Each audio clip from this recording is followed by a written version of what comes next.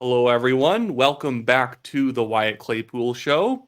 Watching the bleeding out of Justin Trudeau and the Liberal Party support over the last couple of years raises the question in my mind, and probably your mind as well, was the support ever real in the first place?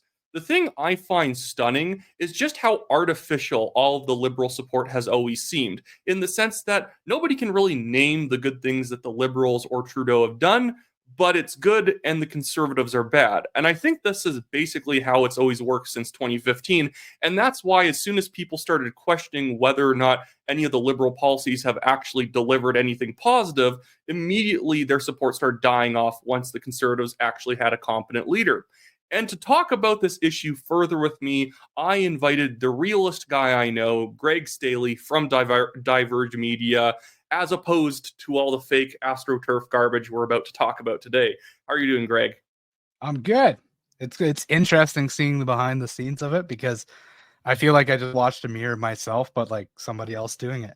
Oh yeah, Greg just got to watch me mess up my intro like 6 times in a row, and it was like so silly to the point where like I don't like the word the way I said "welcome back," and then I restarted, and then he gets to watch me do it over and over again.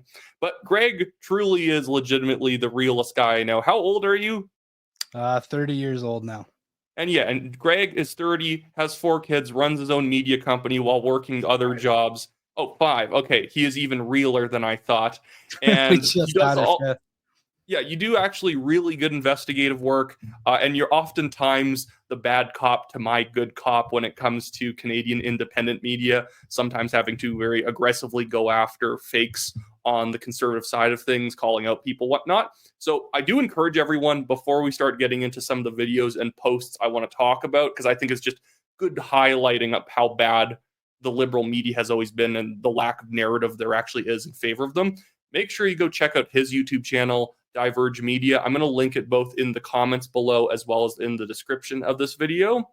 But Greg, do you ever travel around the QAnon parts of, or the TrueAnon parts of social media? Yeah, it's a blast, isn't it? Like I the Trudeau can do no wrong crowd is a real entertaining one to watch.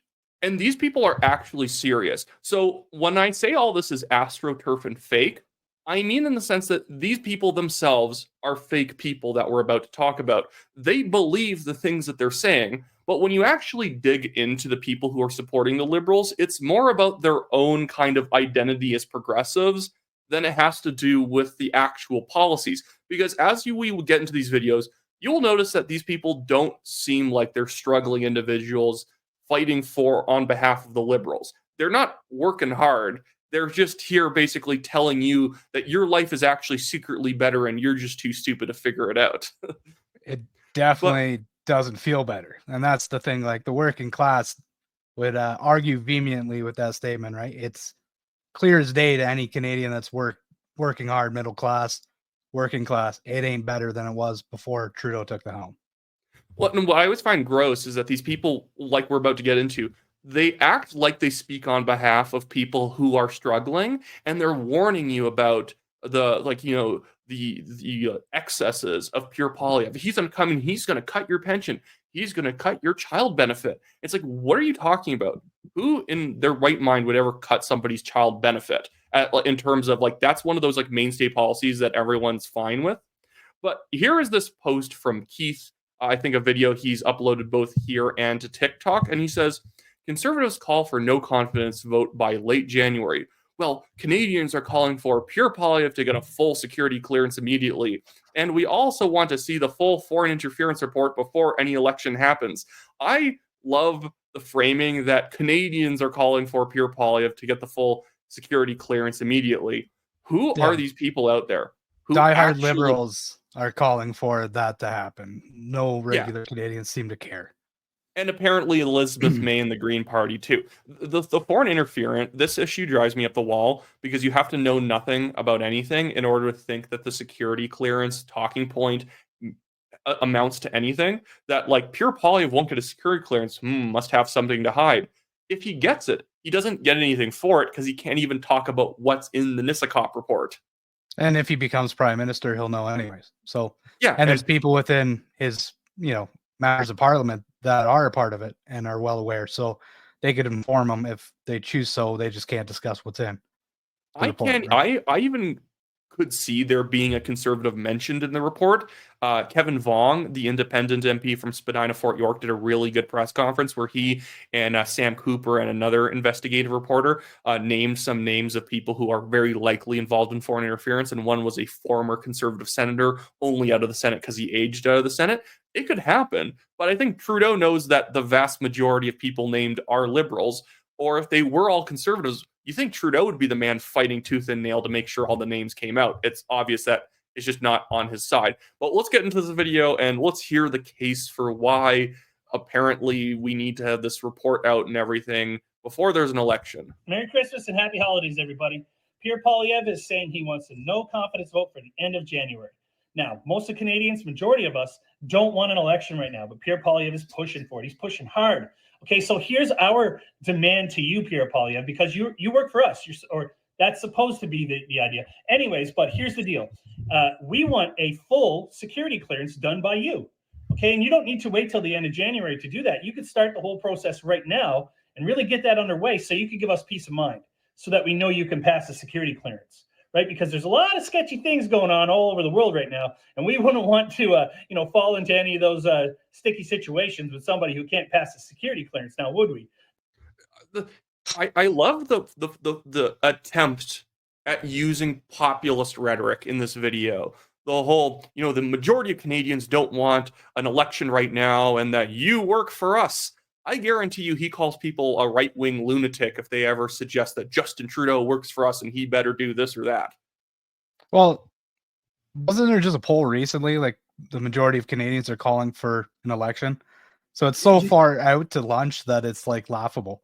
Oh, he's probably mentioning polls from like a year ago or 2 years ago, back when people definitely didn't want an election because it was so soon after the last one.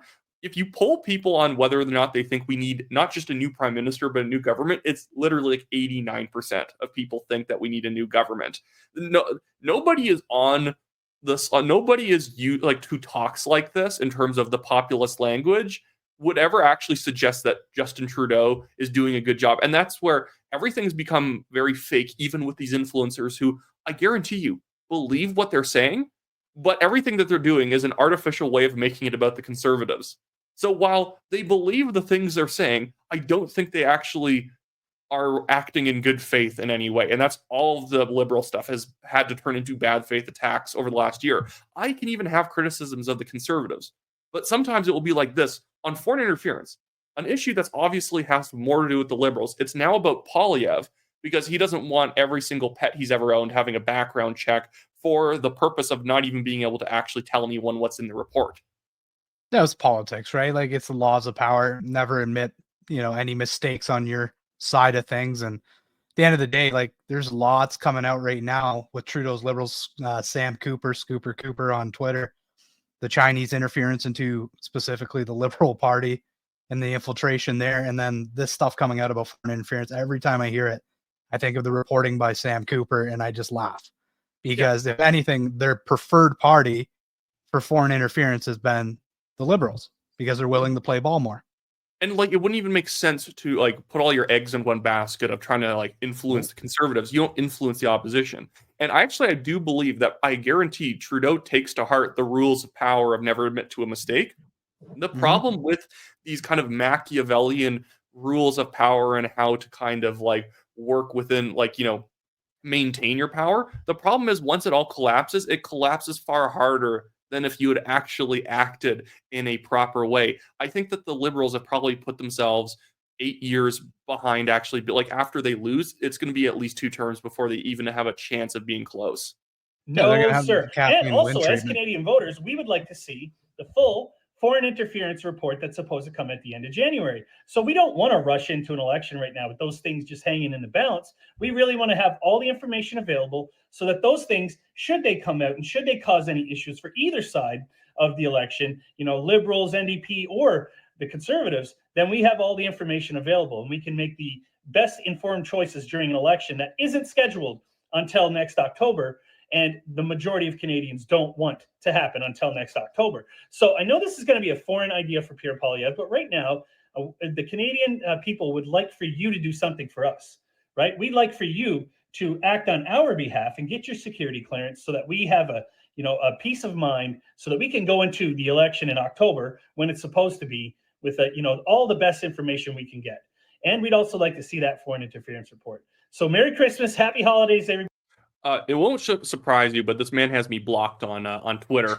I can't handle the high quality of his video, so he made sure to block me from being able to see it. Sorry, I cut you off earlier by playing it more, but again, I've never seen a man spin his tires more in a minute 45 than right there, of going back and forth constantly saying, like, we don't want an election, but before we have an election, he needs to have his foreign, his security clearance done. Poilievre has had security clearances done in the past. It's just that this one is super high level to the point where they literally do background checks on every single family member, close associates, and whatnot. And would you ever trust the Liberals for you to take a background check that they're not going to leak it for no benefit?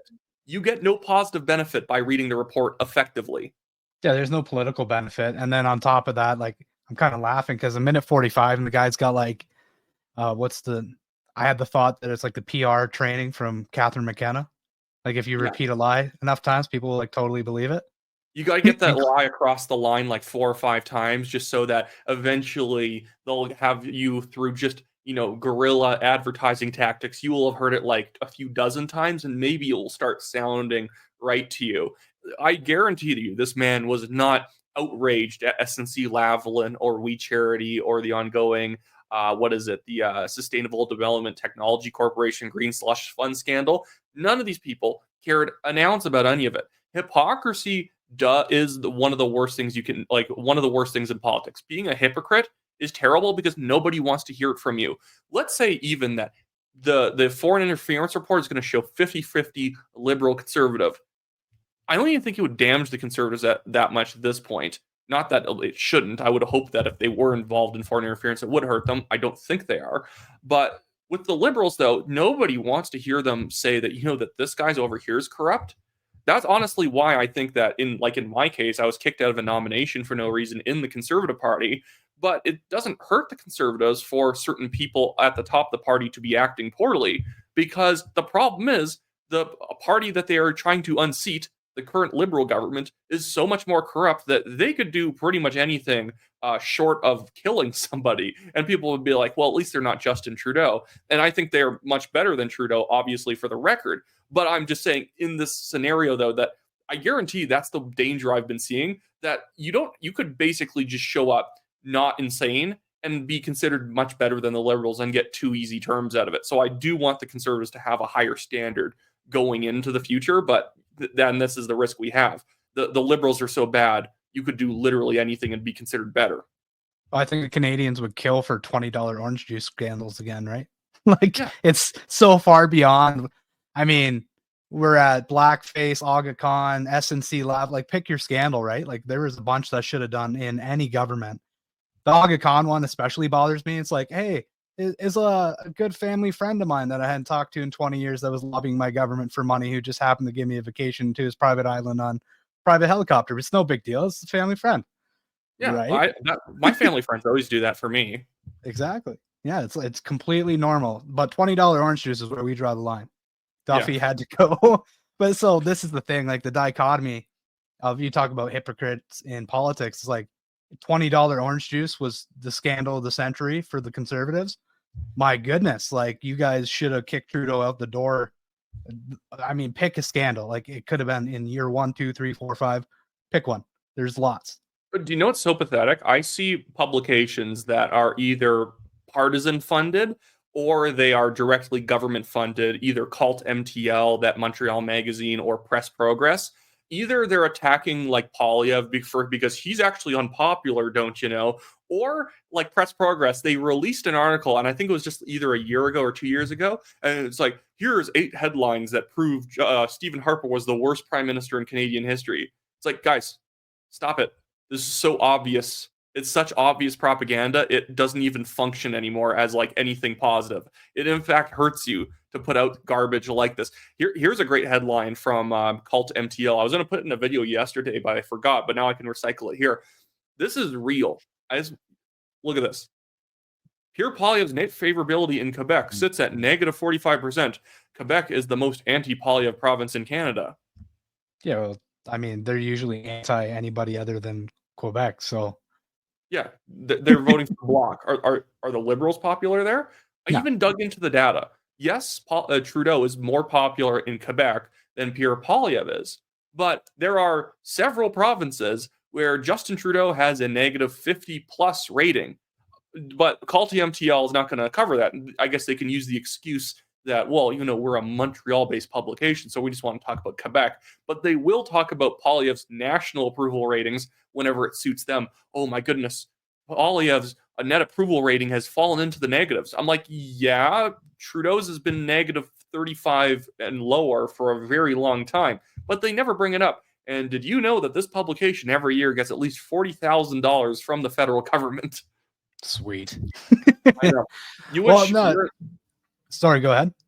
I was going to say, I always hear the stupid response, and I don't like any media subsidies, and we wouldn't need, not that we need them, but nobody would probably even argue if we got rid of them, if we just cut taxes. But people always bring up, that Post Media, who owns the National Post and other publications, that Post Media gets the most subsidies per year? Like, yeah, it's the biggest national publication, so if subsidies are going out outside of the CBC, they get the most. Also, as a percentage of their actual budget, it is way smaller than the National Observer or Cult MTL or the Canadian Anti-Hate Network, who run on subsidies. Yeah, it's not like it's not needed. Like, you still need strong media, and they just haven't switched over the medium, right? This is the new medium, short clips, things like that. They need to find new ways to get out the news. Instead, they continue to focus on the dinosaurs, which is your old newsprint and old style news reporting, and nobody cares anymore. Like, ain't nobody got time for that. And this is where I want to let everyone know, like, Greg does really good long form investigative reports. I've done sort of similar things in the past as well. So we're not here as like news commentators just talking about the news without having ever contributed to it. We've both contributed to it, done exposés, helped edit, publish exposés on my part, and written them as well. Greg's done his own long form ones, edited, published them. It takes a lot of work. But this is not what the normal average CBC journalist is doing. And I'm not trying to be derogatory, but it's oftentimes somebody sitting at home wearing sweatpants, basically just serving up whatever press release came out of the municipal government's, communications department, and basically just contextualizing it on the website with a generic thumbnail of like City Hall. And that's all the person has to do, maybe once or twice a week, to be getting a 50,000 plus part-time salary from a publication like the CBC. And you wonder how they still lose money every year, or they still need to beg for more money or cut jobs because they can't make ends meet despite 1.4 billion in subsidies, which in fact is more per capita than Fox News's budget in the US. It's startling. That's crazy. Yeah. Well, it's not even surprising, but no, it's, if you gave me 40 hours a week to research and develop just as myself without a production team and things like that, I could put out 3 to 4 videos of quality research if that's all I'm doing. But I got 5 kids and I work full time, and then I try to squeeze in media around it, and it hasn't, it's not a career yet, maybe one day, but it's crazy to think that somebody who's making 50 grand a year, this is the best you're going to get out of them. And I think it's probably even more than that, considering that are they unionized? They might be. I don't know, but like it's always sure. They've always had some pretty cushy jobs at the CBC. I've seen. There's a reason why I've bumped into a lot of people at university who wanted to work at the CBC. Nobody's ever going to really read the stuff that you put out, but it's a very easy job to maintain. And to go back to the original purpose of this video, like even in 2015, so much of what pumped up the Liberals was fake AstroTurf, poor quality journalism, covering the Mike Duffy scandal like wall to wall every day, which was a non-scandal. It is a problem. It was obviously an issue. There was issues with Mike Duffy, but let's not pretend that it was like the scandal of the century, like they tried to cover it as. It was a man who was billing taxpayers for like food and whatnot that he shouldn't have been.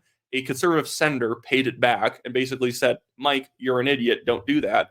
And this is what helped get Justin Trudeau elected in 2015 was surface level surface level journalism. That and marijuana. Yeah. That was pretty much it.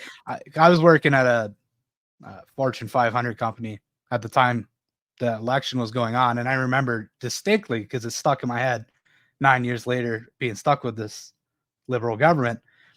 The predominant conversations around the lunch table was, I don't ever vote, or I never vote liberal, but this is our one chance at legal marijuana. So that was a huge push for under 30, under 35 crowd. And, you get what you pay for. You got legal marijuana, but you got 9 years of crazy high deficits, inflation through the roof, and just, terrible cost of living. Like, I was forced to move Ontario, right? We didn't have a future in that province. I had to move 2,800 kilometers away from family and friends to a more affordable province as a result of arguably Trudeau's policies. I put it on him. I know Liberals love to put it on the provinces, but ultimately the federal leader drives the provinces. Like, do any of these people see what the income tax rates are on the federal level? And they'll be like, well, most spending is done by the province. A lot of it's from transfers from the federal government, and a lot of the spending is federal requirements on the provinces to spend on certain things. Even the minimum, I think, income tax bracket on the federal level is like 12, 13% or something like that, 11%. When in like the provincial side of things, it's usually like 4 or 5. It's mostly people getting gouged by the federal government. But anyways, here is our next video, another Keith video, and then we have another one from Creek Pete I want to go over. But I want to focus on the very metropolitan attitude and how the way that these people talk about politics is somebody who's not struggling at all. And as I play this, I also have to go make sure my charger's plugged in because somehow my computer is not charging. But technical difficulties in even a pre-recorded video like this. But Keith here says, if you voted Liberal last election, do it again. And here's why. And so he says, voting for Pierre Poilievre while Trump is in power will undoubtedly harm Canada. And I just want to see his framing here and let him go for a little bit. So if Pierre Poilievre and Jagmeet Singh won an election, give it to them. Let them have it, okay? So, and here's the deal. If you voted Liberal last time, vote Liberal again. If you voted NDP last time, vote Liberal this time, okay? Because what we have on the line right now is a lot of things that benefit a lot of people. Dental programs, daycare programs, the carbon rebate, things like that. So there's going to be a carbon tax. Pierre Poilievre is not going to axe the carbon tax. He is going to axe the rebate. So you won't get any money back then. And the bigger issue... Okay, if I know one thing about Pierre Poilievre is that he doesn't like the carbon tax. If I was to boil down the man to anything, I'm pretty sure his main promise is to get rid of the carbon. He's going to get rid of the rebate, don't you know? These people. The funny thing is that these people telling you how much you make from the rebate are probably making more money than allows them to even get the rebate. So they're telling people that, you make more back on the rebate. I don't think this Keith guy and the next guy we're going to be talking about are in the bracket of people who get the rebate. No, and the parliamentary budget made it very clear that no, they're not giving out more money than they take in. Like, in what world do you tax someone and then give out more? Like, this is some magic money machine they have. No, the idea is that the big polluters are making it work because they're paying more in and they don't get anything back, or people who are really rich pay more in and they don't qualify get anything back. The problem is, do you really think that even with that said, that the amount of staff that are required to administer this program, all the mailing fees, all the other sort of regulatory hurdles that they have to go through in government to make this all work, the accountants and stuff like that, that isn't probably eating up the cost, as well as it's not offsetting the inflation that it causes. Even if you were to take money out of the economy and then just basically spit it back in 100%, that would still cause inflation. It is called the velocity of money. That if you are making a dollar move, take a longer path to going through the economy, which means that it is causing economic stresses everywhere and raising costs. But I guess don't tell this guy. But I like how he's saying, like, if you voted NDP last time, vote Liberal this time. I was like, what's the incentive here? I don't like Jagmeet Singh either, so it's not like I'm endorsing people voting NDP. But if you're an NDP voter, what's the actual? It's like this obvious thing that you just owe your vote to the Liberals to like stop Poilievre. It's so shallow, and that's what I was saying at the beginning. It's what is the actual real reason these people can articulate for voting liberal? Not more handouts. I don't know. It's interesting to see the passion and the assuredness of statements that are, to me, verifiably false, like just absurd. Oh, hey, this is a cooler layout for us. There we go. Oh. Here is that if we take a chance on a young upstart like Pierre Poilievre, who's been in politics for 20 years and done absolutely nothing, go ahead, look his record up. It's nothing. Okay, so he's done nothing in 20 years. If we take a chance on a guy like that right now, while Donald Trump is about to take over the U.S. again, that could be disaster for us. What is these people's definition of nothing? They've not done anything. I like nothing in government. I like less in government. I always like whenever they bring up Poilievre, you know that he was the housing minister for like 10 months or whatever, because he was the housing minister towards the end of the Harper government.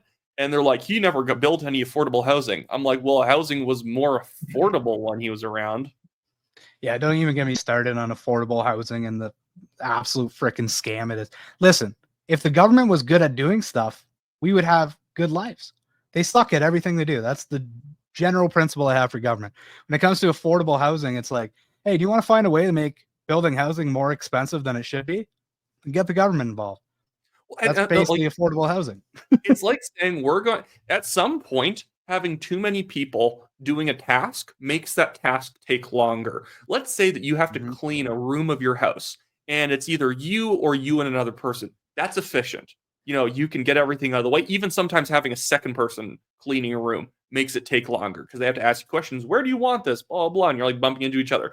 Government's like having 10 people all crowded into a single bedroom trying to clean it up. It doesn't work because you can't actually, their hands are now impediments to you because them being in the room is preventing you from moving stuff. You have to create a system to pass things to other people. That is what government does, even when it's acting in good faith. What? What was wrong with that analogy is in your analogy, everybody was working. Oh, yeah. Well, eventually people were standing around, 2 people worked. Well, that's the problem. When you're doing a task that doesn't require this many people, you can get away with doing nothing because nobody's asking you to do anything because you can't help. And so there's a lot of scams that go on in government. People wrongly even assume today, although it's changing in Canada, people understand that government had its own motivations. Just because people work in the public sector or just because, you know, bureaucrats are working for the public doesn't mean that they are working for the public interest. They have their bureaucracies have their own interests, and their main interest is to grow and justify higher salaries for those who work in it. That is the problem with government, is that you have an incentive to make it bigger, to then justify bigger salaries for everyone who works in it, because look at how big the department I'm managing is. I have heard that stuff going on. If you make your department go from 25 people to 50, well, you're twice the manager you were before, even if everyone is equally doing the same nothing that you were doing before. Well, it's the same principle, you know, like why work yourself out of a job, right? Yeah. You know, you don't want to work too hard. And then if we actually solve the problem, well, then we won't have a job. So you got these homelessness, you know, programs, and then everything you can think of under the sun, housing, so on and so forth. Well, if they were really efficient at it, and let's say they hammered it out in 5 years, like they built hundreds of thousands of affordable homes, they ended homelessness. Well, guess what? They don't have a job anymore. You know how few people have the integrity to actually be like, yeah, it's the right thing to do, and I'm going to work myself out of a good paying job with a great pension and benefits. People would be shocked how little money can make somebody corrupt. Just having the money be consistent can make people corrupt. I'm not even kidding. There are political parties where people who are sort of party campaign staff lifers, they don't like actual competent people working on campaigns, because if we win and we win handily, maybe they won't even consider hiring me next time because it's going to be pretty easy if we're doing all the right things. Kamala Harris's campaign, of the 1.5 or 1.3 billion dollars she spent, do you know how much was spent on staff? Oh, I don't even know. Between 400 and 500 million. Do you know how much Donald Trump spent on staff? I'm gonna guess under 100. About 15 million. Yeah, that sounds about right. To be fair, some of the outreach was done directly by third-party organizations run by like TPUSA or Elon Musk's PAC, but the Democrats also had PACs sending people out volunteering. So, but the thing is that you spend on just people, and that's the problem, is that government, when they want to solve a problem, don't spend on systems that make things more efficient. They spend on people to get something done that oftentimes people don't even have the capacity to do. But anyways, I'll let Keith get back to it here. So we really can't roll the dice on, just because, we don't like Trudeau, or, it's time for a change, things like that. No, because, all those legitimate concerns, put them aside, people. Just put them out of your mind. I got, just for your viewers here, I put something together we'll talk about maybe after. I grabbed the inflation numbers from Stats Canada on basically what I consider, essential goods from the grocery store and how much they've gone up from Trudeau's election till today.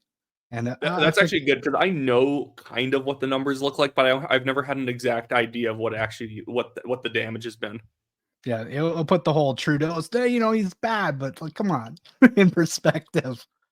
It's happening in every country, don't you know, Greg? My goodness. It's good to change, but to just completely put yourself out and work against your best interests is not a smart thing to do, right? So if Donald Trump is down in the US talking about making Canada the 51st state, and he wants our resources, and there's a big faucet, he's looking at our water and things like that. We don't need somebody in power who has the same sort of ideals and philosophies as Donald Trump, right? So if we have a Pierre Poilievre in power in Canada and a Donald Trump in power in the US, that does not spell working for the people to me, right? So you've already seen how... Yeah.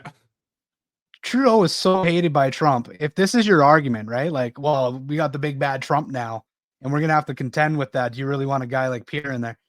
Trump hates him. Like, you want to talk about, okay, I think Trump's a bit of a narcissist. Like, I'm not a 100% Trump fan, right? A lot of are. Yeah, I think he's maybe the type of guy that might be spiteful just because he doesn't like someone. And if you were the leader of a nation and he didn't like you, he might be spiteful to the point of harming millions of people with tariffs or something like that. And that's just the cherry on top of the fact that he already sucks in general. It's not like Trudeau's been knocking out of the park, but Trump doesn't like him. So should we swap him? And like the guy's like doing this whole, the funny thing is it's really ironic for progressives to do, the change isn't always good. I thought rocketing towards the progressive future was always the right thing to do, but now suddenly change, progressing is not a good thing because it's not the right type of progression. And what is his actual critique here of Donald Trump? Like, he's not just going for like criticisms that you or I could make, that Trump's narcissistic, sometimes he can be spiteful, sometimes he gets in his own way. He's, economically conservative. He, doesn't hate business owners and whatnot.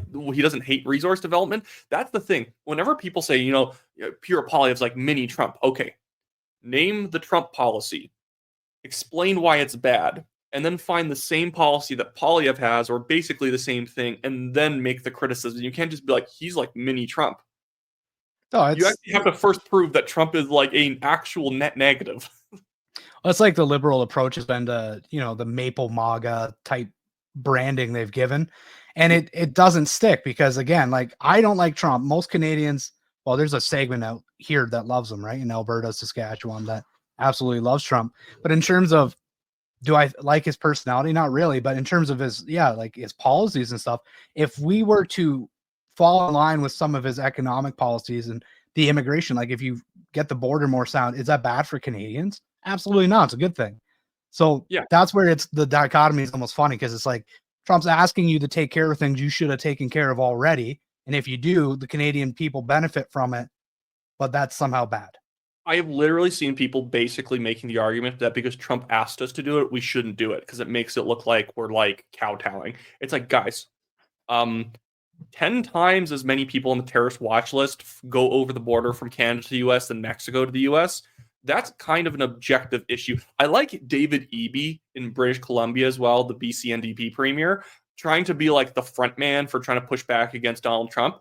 And it's like, hey, Eby, baby, you're the problem at this family dinner table with all the fentanyl going over the border. I'm pretty sure that you should just, kind of dance back into the background of this stage play for a little bit and pretend you're not here. That's the move you should be making if you're David Eby. Don't start trying to make yourself like the champion of Canada. You're like literally the king of fentanyl. Can we stop? Can we please shut up for a second? Anyways, I'll get back to Keith here. How Donald Trump is backpedaling on, hey, I'm going to make things cheaper. Whoops, I can't. You're going to see the exact same thing from Pierre Poilievre. Oh, I said I'd axe the tax. Well, I can't do that right yet.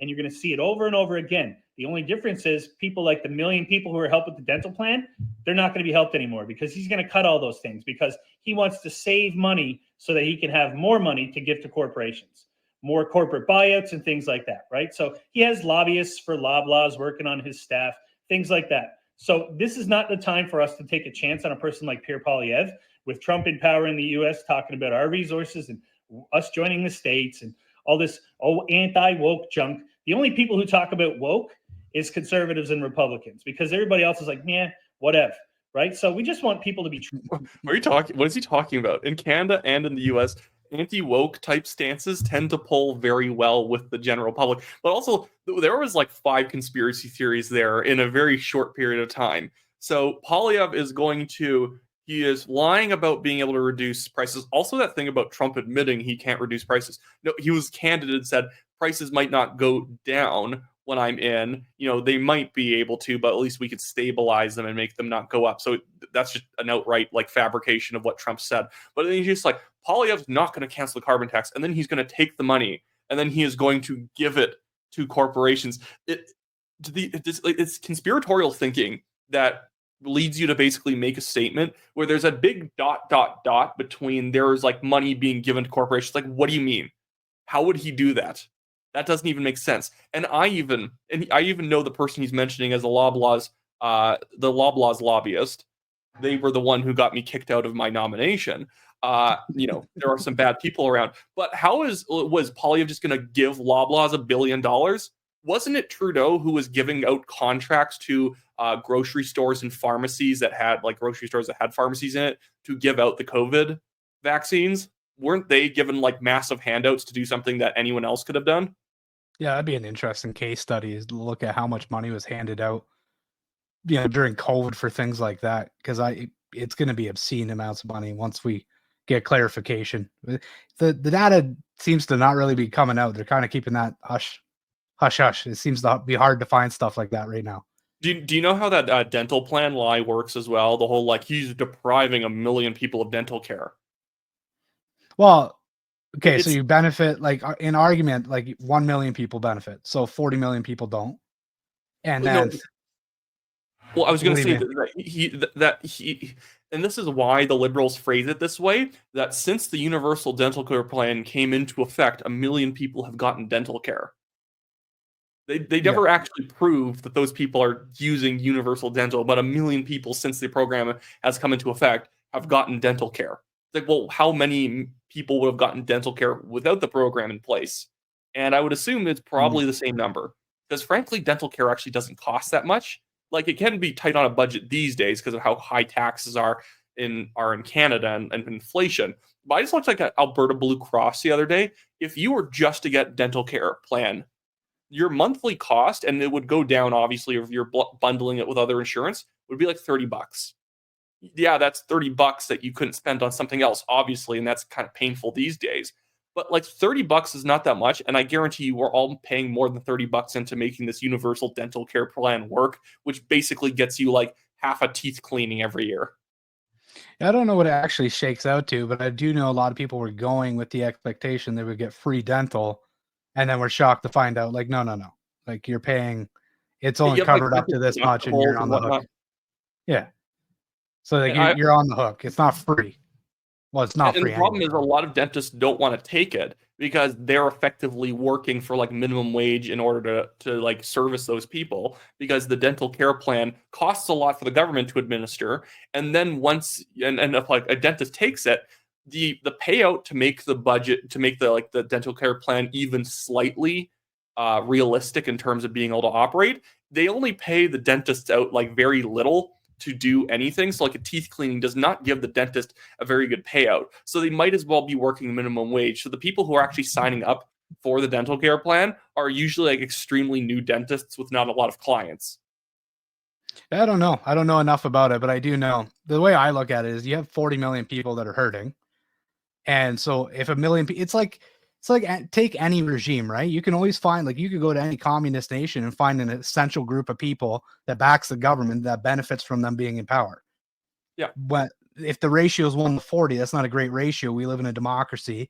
You try to strike a middle where it's 50+1 at a minimal, right? And you wonder, with all these programs like the new school lunch program, the universal pharmacare, which only covers a few drugs, universal dental, all these different things, the carbon tax rebates. Let's just pretend that it's paying people up more than they're having to, suffer in terms of cost increases and whatnot, and paying at the pump. But even if we assume all that, why didn't we need this 10 years ago when Harper was still the prime minister? Harper was not perfect.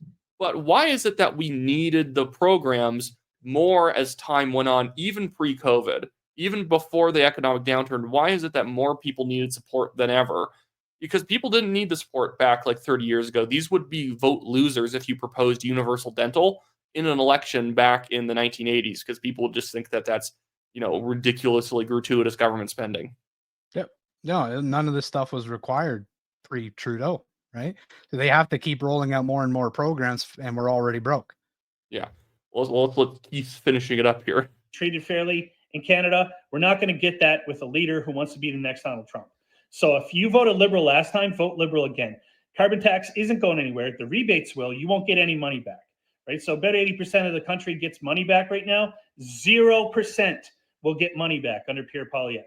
And then we're going to see cuts to healthcare. We're going to see cuts to education, just like we're seeing in Alberta, just like we're seeing in Ontario. So if you want that at the federal level, then sure, go right ahead. Vote for Pierre Poilievre. Source, trust me, bro. Yeah. Trust me, bro. My big critique on Smith is she spends too much. She's increased spending 13% since she got in as premier. Do people think that she still cut the education system and healthcare system since she got in? She hasn't. Yeah. Nothing's been cut.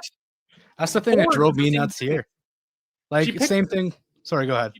She picked the two stupidest. Yeah, he picked the two stupidest examples possible. Well, it's like a conservative standpoint on this is I always tell people okay, if you in your personal household the credit card's maxed, you don't go, but I got an increase on the limit, so let's go out and spend more. With the government, it's we can just keep raising the deficit. It's that causes inflation, and then they roll out more government programs to address that inflation, and it just keeps spiraling till you get grease. You reach the point of no return, where everyone has so many entrenched benefits and goodies that they refuse. I'm not going to give up my quality lifestyle, and then the whole system burns, and you have to rebuild the rubble. And that's throughout history, it happens again and again.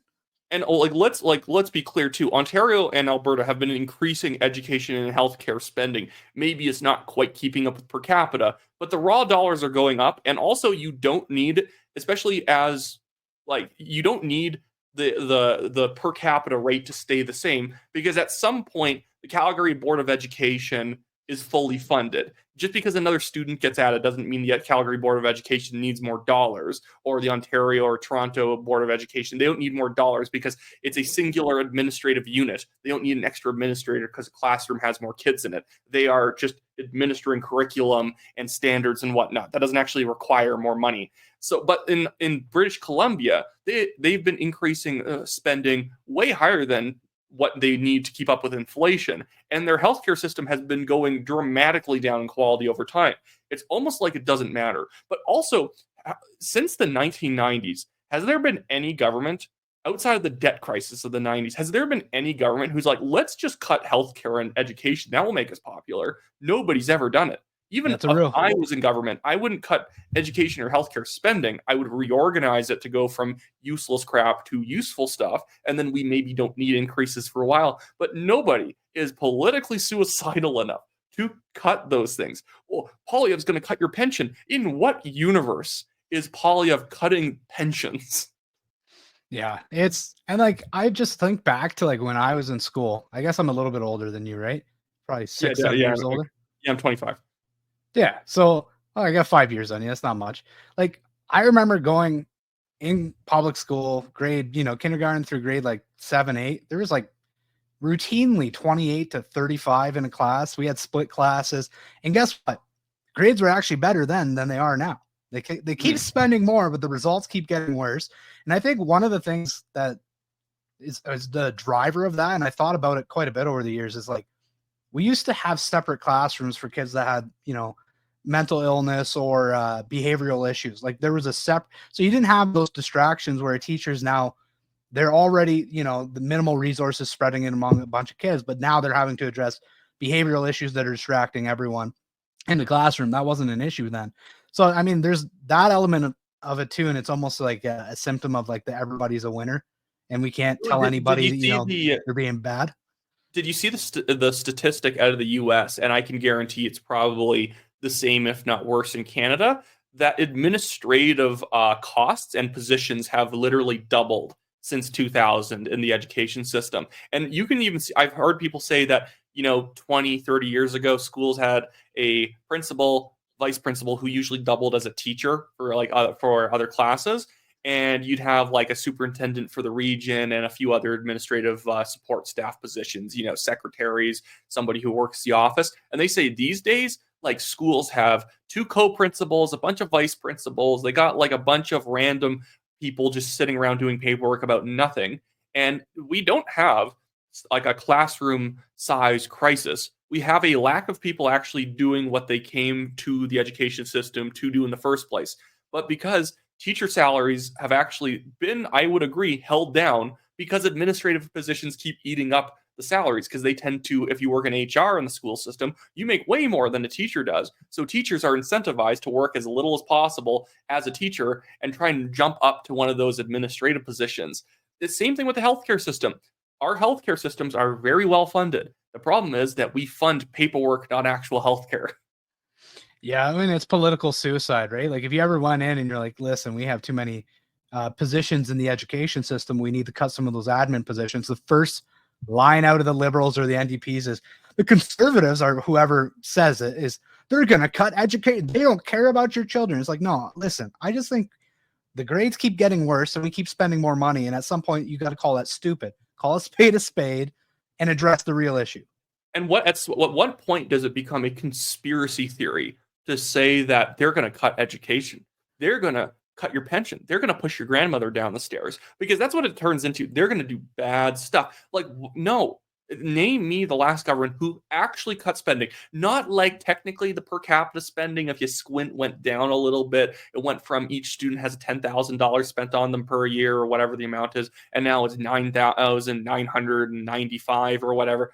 No, when was the actual raw dollar cut that was made? They can never tell you, but it allows them to basically claim all sorts of things that the Conservatives are going to do that are just obviously not true. They're obviously not going to cut any of these like actual needed services. But maybe you should go into the Statistics Canada data crunching that you've been doing recently, because I'm interested in that. Yeah, I'll pull it up. This is all from Stats Canada. I just ran it through a percentage calculator. October 2015, when Trudeau took power, to October 2024 was the latest data. And all this was just like typical stuff I get at the grocery store. Ground beef, 1 kilogram, up 38%. Well, that's 2017 to 2024. Couldn't go back any further. Bacon, up 15.8%. Chicken breast, 8.5%. 4 liter of milk, 25%. Butter's up 38%. Eggs up 39%. 10 pounds potatoes, 10.77%. Strawberries, 36.7%. Pasta, 500 grams, 32.6%. Canola oil, 32%. Laundry detergent, 17.5%. And everybody's favorite, gas per liter is up 43.75%. But it's never been better. That's making up the margin of what people actually were able to save back in the day. I think I've seen the average savings for a Canadian family, a household savings, is literally 0% at this point. People don't save anything. If anything, people probably have to expend more than they take in. They're having to claw into the savings from previous years. And that's like a country in decline when literally nobody can afford to even save $1, like unless you're just going to eat like potato soup every day. Yeah, well, go back to the old timey cabbage soup and honestly, one of my favorite channels on YouTube, and I want to start doing this. And I kind of did this when I was in Abbotsford for a while. There's this channel called Townsend's, and it's like 18th century cooking. And I want to do like a whole 6 months or a year of like hyper frugality, of spending as little as possible to get through the year calorie wise, without like only eating like bread or something like that. Because I'm probably going to have to pay for that when diabetes or something if I did that. But I did that in Abbotsford. I'd only buy breakfast sausages, like 1.3 kilograms of breakfast sausages, 2 days before they would expire. And I kept going back to the same grocery store and seeing if they were available. It's well, $7.31 for 1.3 kilograms, by the way. A little tip there for you, Greg, with your sweet. massive family. Jeez. And then like another 4 years of Trudeau, I might have to, do that diet. So, we got an election hopefully coming up soon. So hopefully we can, turn the page from this Liberal government. Finally. You gave me Tim Walz's wife flashbacks. You ever see that clip of her being like, "We gotta turn the page, turn the page"? She did it for a 2 minutes until everyone started chanting it with her. Yeah, well, okay, so back to this inflation talk though. I did some other Bank of Canada, if you trust the government's own stats, right? They say 2% is the benchmark per year for inflation. That's their target. So in 9 years, your target would be 18%. They've been patting themselves on the back so hard because it's like 2.5%. Yeah, well, right. But so it's over 27% since Trudeau took power, according to the Bank of Canada's own stats. So I don't consider that a pat. So in 10 years, your purchasing power has decreased by 27% under Trudeau. And that's the government's numbers. That's assuming you trust the government to not massage the data and give themselves the best outcome. And then you go into stuff like Canadian Mortgage Association data, and the average rent price in Canada is up roughly, I think, 42% in 10 years, 9 years, right? So the price when I've seen it, it's like almost, it's borderline double. Yeah, like I did it based on a 2-bedroom. I went through their data from 2015 to I think 2022 was the latest data they had, and you're looking at 42%. Like I remember, and this is the conversation I had. Like, how did you end up in Saskatchewan, Greg? Like, I'm a little bitter about it. I don't know if you know that, but like, I got family. They're 2,800 kilometers away. It's not like I don't like my family and don't want to be around them. I'm not, I'm not one of those guys. It's just like, yeah, it's much better if I'm far, far away. No, I was forced into it because I was living in Kitchener-Waterloo. We were in a 2-bedroom apartment, tried to move for 3-4 years. This was not a nice place. This was like pretty run down, in my opinion, pretty gross. 2 years we were in that place. When we started renting it, I think it was $950 plus utilities, or $900. By the time we left, it was $1,070 plus utilities, which is really reasonable by the standards in that area now. But if we re-rented it, it was $1,600 plus utilities. Now I think it's more like $1,800, $1,900, and this is not a nice place again. So for 3 years, we tried to get out of this apartment and get into a semi-affordable rental situation, like a house or something like that. Because buying a house was basically already off the table. Because I wasn't a smart guy, and at 18 put every penny away for 3 years and bought a house by 21. Because basically that was what you had to do. Because by the time I was like 22, 23, a home that was like 150, 200 grand was all of a sudden $400,000, $500,000, $600,000. So in 3 years, we applied to like, I don't know how many places, but like a lot of different places. And it was like, okay, I have 4 kids, I have a couple pets, and I'm young and starting out in my career. I don't have perfect credit score, on and on, right? So you're competing against like Agnes and Frank, and they're retired and worked at NASA, and they got a perfect credit score, and they have no animals, and they don't party, and they go to bed at 7:00, and they're applying to the same place that you're trying to get into. Who you picking, right? We would apply to a place and they'd be like, we already got 70 applications. And it was like, you've had it on for 2 days. They're like, yeah, we know. We already closed the process. We already got somebody. I was door knocking at one point in my riding, and we were just walking around the corner hitting some houses, and there's a house on for sale. Like I walked into the cul-de-sac. To the left, there's like 3 houses before this one being sold in the corner. And by the time we got past that house being shown, I think we saw like 7 or 8 cars pull up to tour it. It was like the second day that it was on the market. So this was probably even worse the previous day. We're seeing like the people who weren't able to get out the day before. It's nuts. So all this to say, by what metric is the country better? Like, and that's the thing. We're watching videos from people, and I want to play this one last one because I think it really puts a fine point on it.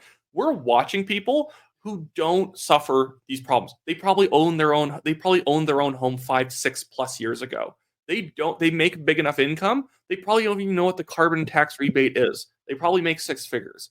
They probably don't, like, they are doing this for fashionability reasons. I am liberal because I'm not conservative is like the mantra effectively. Yeah, well, if you have the privilege of being isolated from the reality that many Canadians like myself are facing, yeah, I can see how you fall in love with the sunny ways rhetoric and this idea of like kumbaya, it can all be amazing. Not looking at the fiscal reality that we're driving at the cliff. We're pretty well already over the cliff at this point, and the Trudeau government has been driving 100 miles an hour towards oblivion. You know, they use the conservative talking point. They smashed through the guardrail, and now they're blaming each other, and they're trying to kick Trudeau out the driver's seat, and he refuses to go. That's always the thing I hate, that I hate the idea that now like people are trying to pretend like, ooh, Chrystia Freeland is a hero and I Yeah. stand with her. Like, stop. No, she was the one who helped Trudeau back the bus over Bill Morneau multiple times. I don't feel bad for any of these people. It's just funny at this point watching them all backbiting at the same time that they were attacking anyone for suggesting there might be problems. No, she's seen the writing on the wall. She's a smart enough woman, right? Like, I've read her book, Plutocrats. She's a smart enough woman. She was a former journalist, but she was willing to stab whoever needed to be stabbed to go up the political hierarchy. And she was willing to be Trudeau's trenchman for many, many, many years. And it reached a point where she even realized Trudeau is so unpopular, it's only a matter of time. And I'll be damned, she said to herself, if I'm going to be Jody Wilson-Raybould and be shuffled out or kicked out, and he's going to use me as a scapegoat. No, I'm going to get him first. So at least she had the foresight to see that. I think she's trying to save herself in University Rosedale, become a hero to some of the metropolitan type residents who kind of soured on Trudeau, and then you can basically make yourself a Raybould in order to gather people around you to push you back into office. I just made a video today and I put it out arguing, and I think this is true. I think Trudeau, one of the main reasons why he wants to stay prime minister is, I guarantee if he stops being prime minister, he either has to resign from office or he's not winning re-election in Papineau, because the numbers in Papineau are already not very good. The 338 gives him like a 75-26 or 74-26 against the NDP, which is not great. And then Polywave, run by Shiraya Teest, who's actually pretty on point with a lot of his predictions for elections, he actually gives the slight edge to the NDP in Papineau at this point. I don't know why I just think he's an extreme narcissist. I think that's why he's wanting to stay on. I think he knows that if he stops being leader too, I think he wants to go down swinging and then thinking that he can come back later like his dad did. No. His dad sucked, but I think that he also has not even an ounce of the goodwill that his dad had.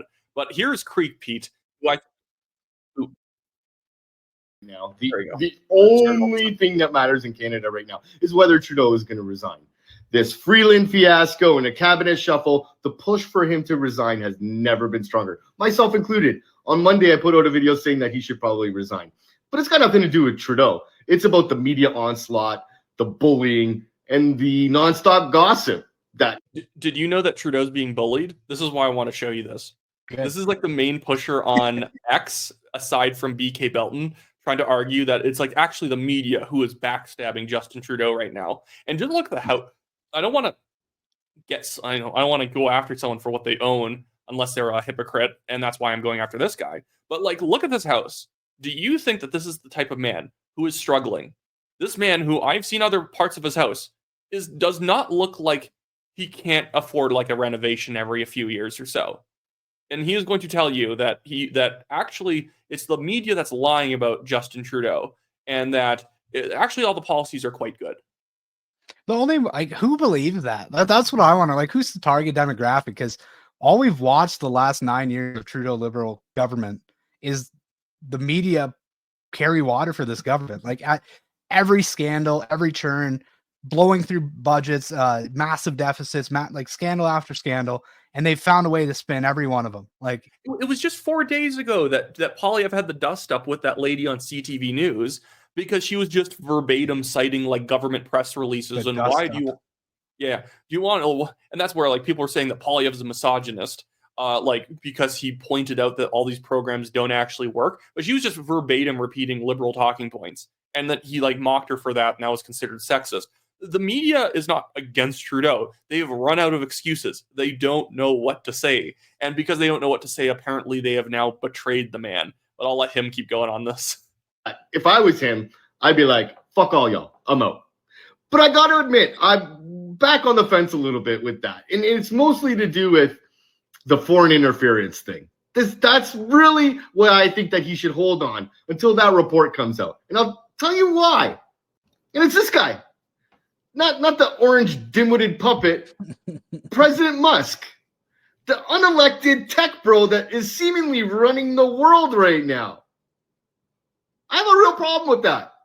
He's now backing the AfD, the far-right extremist schmaltzy party in Germany. He's going to bankroll Farage in the UK Reform Party as well. What does this have to do with Pierre Poilievre? They are literally reaching for Elon Musk in the United States. That Elon is why he wants Justin Trudeau to now stay in office. Yeah, it's the association assassination, right? Like if I make enough associations that are, vague and plausible enough, like you're not stopping and going, wait a minute, how does that make sense? Because you don't have time. So if I just rife off like 5 in a row and go, well, that's associated with this and this and this and this, therefore Pierre's bad. Well, it's like that's the all it Keith is. video we just looked at, where he just names a bunch of things that are supposedly being cut without evidence. And, if you disagree with them, well, of course you disagree with me. You watch conservative propaganda. Especially this guy, Creek Pete, is the smuggest man I've ever seen in my entire life. Like, people should look at his videos where he's, like, pretending to laugh the entire time. This is so ridiculous. I even have to address this. Like, dude, stop talking. You don't know what you're saying. There are so many, and I even say this even happens in conservative media. You don't know what you're talking about. Stop acting so confident. The issues are a little bit more complicated than my team needs to win. Yeah, if only it were so easy, right? Now, Yeah. I've even thought about this, like unrelated, and this is maybe a bad tangent, but like semi-tied, right? We're talking about cost of living and wasteful government spending. Trudeau, I think since he took power, it's over $50 billion worth of foreign aid. Yeah. So he basically doubled where Harper was. Harper was like 5 to 6 billion annually. And he went, as soon as he took power, it was like 6.5, 7 billion number. But this last like 2 years, it's like 15 billion now annually. And I'm not even exactly against the idea of foreign aid. It's a good diplomacy tool. You should be friendly to friendly countries. But the foreign aid, not only is it way too much these days, it's useless spending. We're paying for abortions in West Africa. Like, that's not only like bad spending, that's like immoral spending. So I did a whole thread on that, right? Where I pulled up how we were like funding diarrhea research in Bangladesh. It was like $16 million. Just ridiculous stuff. But I have pictures somewhere. Just give me a second. Because I pulled it up and I was looking through the foreign aid breakdown and I thought it was really interesting. So from 20 on screen for you? Yeah, sure. 2017 to 2022-23, $52 billion spent by the Trudeau government. This was the fun part, the breakdown of it. Because you're mentioning, right? Like humanitarian aid. Yeah, most Canadians maybe zoom in on that for us for a second. Yeah. There you Is go. that better? Do a little digital pinch. Yeah, thanks. There we go. Yeah, because the humanitarian argument I can understand, right? Like there's a hurricane, there's an earthquake, Canadians have the goodwill. We're trying to make inroads. We want to make trade inroads with a country. Let's put down, here's $200 million for this big issue that you guys are having. We'll help build a water treatment plant, but you're going to buy some of our oil or something like that. That's fine. Which is, by the way, foreign aid is often used as a policy tool. Like, I'll help you here, but we're going to get this trade back, vice versa. And you can make arguments whether that's good or bad, but I thought it was funny. Like humanitarian aid is third in the list in terms of where it went. Number one, health and sexual, and then other aid expenditures. And then I can break this down a little bit more. Global affairs got 33 billion of it. Here it is. I'll zoom in on this one. So, breakdown percentage wise, gender equality, 52% of it. Wow. And then it goes into environmental sustainability, 22%, climate change. They have two different. Apparently, they don't care that much about the environment because the environment kind of gets short shrift here by the Liberals compared to gender equality. Well, gender equality is like the Frank's red hot sauce of government handouts for foreign aid. It's like, gender equality for this, that, and the other in Ethiopia, and they hand out like $30-40 million. Like I did a whole.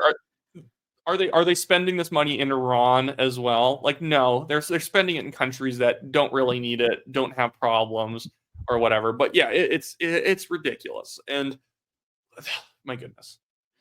Well, that's the thing, right? So Canadians have this goodwill, humanitarian aid, but we're talking 15 billion annually right now where it stands, and like 50% of that is into gender Do studies. you remember when ISIS was slaughtering people and the liberals literally sent like winter jackets? No, I do remember it, but it's been a while. That's like the most representative thing about foreign aid from the liberals. Even all their Ukraine aid is utterly worthless because we don't send them any offensive weapons. We don't send them anything. Started on that. That frustrates me more than anything. Why are we Canadian military? That's why I think we are literally. Do you know we're sending them drones, non-offensive drones made in China? You know, a Russian ally. Yeah, that's probably not going to have a bunch of data leaked to the Russians. We should just pay Russia to send Ukraine stuff, or North Korea. Maybe let's do that. That sounds fun. It's wild. No, it frustrates me. The whole Ukraine thing. I'm not even going to say where I stand on it because that's a whole nother video. Yeah. But like the Canadian military is broken. We don't have our own equipment, and you're sending it. Like that's where I'm standing on. Like we're not even paying our own. And then doubled back with like, okay, for every vehicle we send, we're going to bring in 2 to our military, or at least 1 to 1. Well, what the Americans do, the Americans actually don't suffer a big loss from sending anything. What they do is send old U.S. military equipment to Ukraine or to other allies, even when there's no wars going on. They do this because, you get some old trucks out of the bay, you send them to a South American country or to the Dominican Republic. They need some more trucks or tractors or whatever. And then you build yourself some new military trucks and tractors. That's how you do it. What we do is we are just literally taking money and burning it by giving useless aid to Ukraine, and we pay China to provide it. What? That's insane. What we should be doing is we should have a military good enough that if something ages out, we just send it to somebody else, and then we basically give them Canadian, we basically also then require them to buy other stuff for us in the future if we gift this, which the Americans do with Ukraine. These are mostly based on loans, actually. Yeah, Canadians who serve know that all of our equipment's out of date, and that we have no new equipment, so why are we sending any equipment? But that's what I mean. I'm not even gonna that's a hot topic for a lot of people. But for me, it's just like, how are we sending aid when we don't have a military that's functional as is? Yeah, it'd be one thing if we were built up and we had extra things we could do, but it's like you're sending what we don't have to give, and then it's not even really helpful at the same time. And then, as you have personally experienced, they gutted a lot of good people from stupid vaccine mandates that were obviously coming down the pike when you decided to jump out of the way. Yeah, well, a little background on me is basically I was a reservist when COVID happened, told the unit to stand down, and I hadn't even gone the basic yet. And I could see where it was heading based on the military's going to be the first in line for vaccines. And I just had a feeling it was going to be mandated, and I didn't feel comfortable based on my family's history. So I got out to cover media. That was kind of what I did. I asked for a release to cover politics.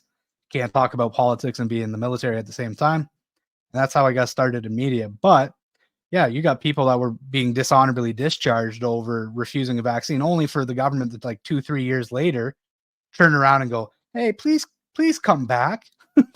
We really need you guys. We were already in a major deficit. Can't even march in line properly, apparently. Yeah. If you saw that video from Edmonton, I like all the people defending it. They're new. They're but who's the idiot who let them go out there like that? That's the problem. Who's the idiot who hasn't trained them properly? We only did a few drill classes in we only did a few drill classes in the 3 months I was there.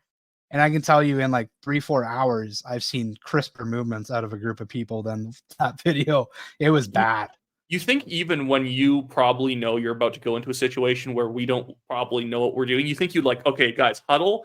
This is the way we're going to do it to make it look decent. Know what I mean? Look at legs together. We're going to try and get this done. Everyone look at your neighbor. You know what I mean? That was zero prep. Naive people being led by completely incompetent bureaucrats. But anyways, this is probably symbolic of the liberal government. That's what it was. Yeah. So this is probably a good place for us to end here. But I just want to remind everyone, go and follow Greg Staley's channel, Diverge Media, linked in the description below and the comments. I do a lot of daily videos, And I don't doubt that Greg will probably start putting out more stuff, but I would definitely subscribe to him on the endorsement that his investigative work is very good. And you're probably going to get a lot of very quality breakdowns on stuff like inflation and what the actual damage has been by the numbers. So maybe I'm signing you up to make a video you weren't planning on making, Greg, but you have the research there, so why not? Why not? But is there anything left that you want to remind the audience of? No, that's pretty much it. Check out my work, and there's going to be more consistent going forward in terms of shorter videos and things like that. But yeah, Trudeau's got to go. I think that's all I need to say. A good utilitarian way of ending off the video. Well, see everyone. Make sure you like this video, subscribe to the National Telegraph as well, and I'll see you guys in another video next time.